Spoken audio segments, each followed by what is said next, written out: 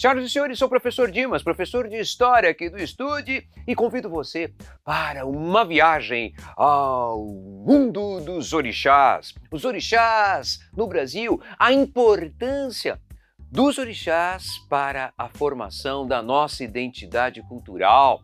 Os orixás de origem africana que tanto contribuem, inclusive para o nosso sincretismo religioso, influenciando religiões afro-brasileiras, como é o caso da Umbanda e do Candomblé. E aproveito para convidar você a dar um like, para se inscrever no canal e compartilhar aí com os amigos e as amigas esta videoaula. Ora só, senhoras e senhores, vamos primeiro definir, conceituar orixás. O que são os orixás? Senhoras e senhores, orixás são nada mais, nada menos do que entidades ou divindades, certo? Aqui está, entidades, ou podemos também chamar de divindades. E essas entidades ou divindades, senhoras e senhores, elas representam o quê? As forças da natureza. Tá? As forças da natureza, ok?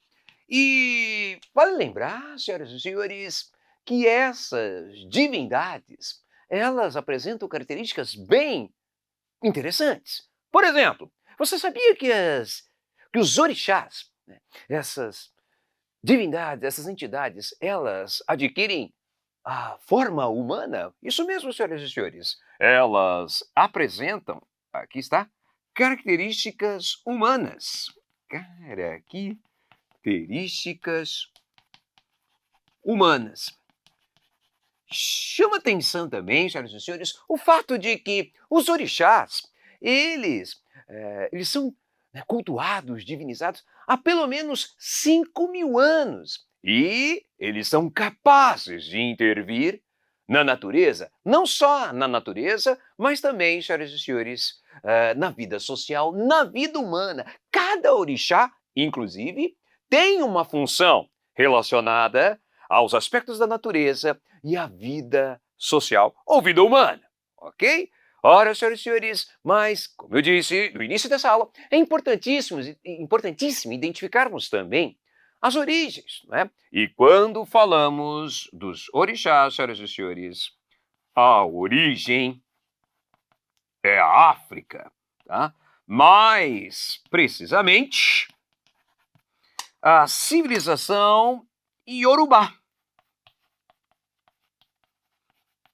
Os Iorubás, senhoras e senhores, que ocupavam aquela região correspondente hoje à Nigéria, ao Benin, ok? E como é que essas divindades, essas entidades chegaram ao Brasil? Ora, infelizmente, senhoras e senhores, foi num contexto de muita opressão, de muita violência, o da escravidão, tá? Então não podemos esquecer que isso tem relação, senhoras e senhores, com a escravidão, certo? Mas, olha só,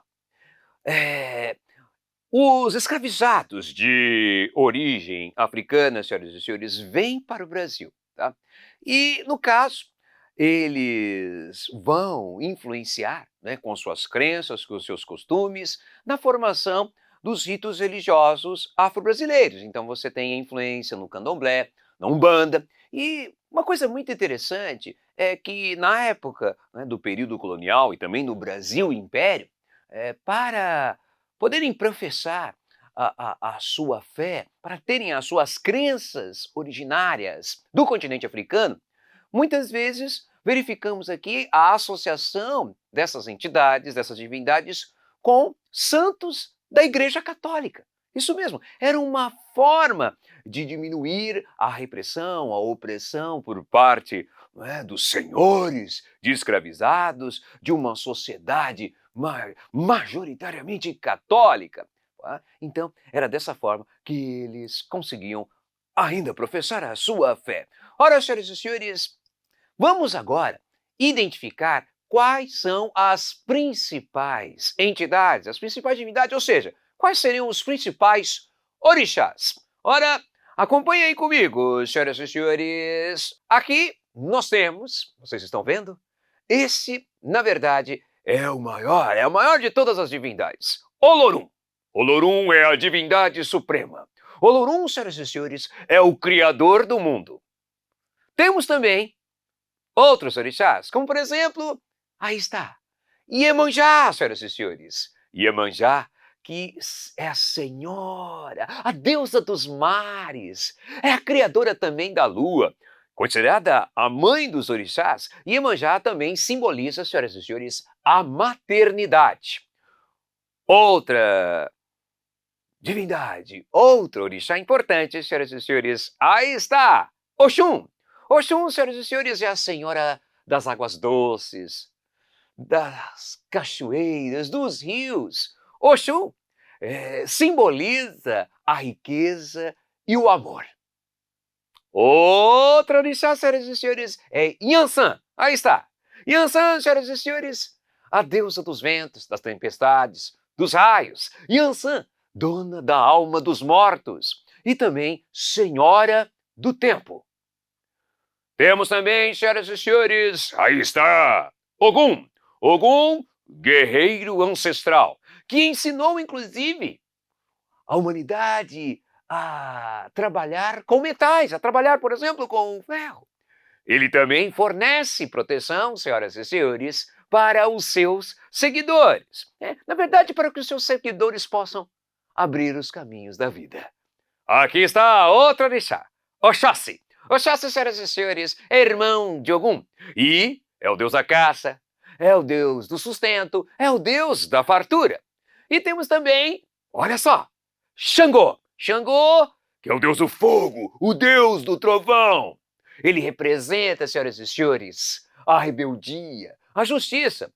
Inclusive, ele também castiga os mentirosos, é considerado também o protetor dos juízes e advogados. Nesta videoaula, nós abordamos a definição de orixás, que são entidades, divindades, associadas às forças da natureza.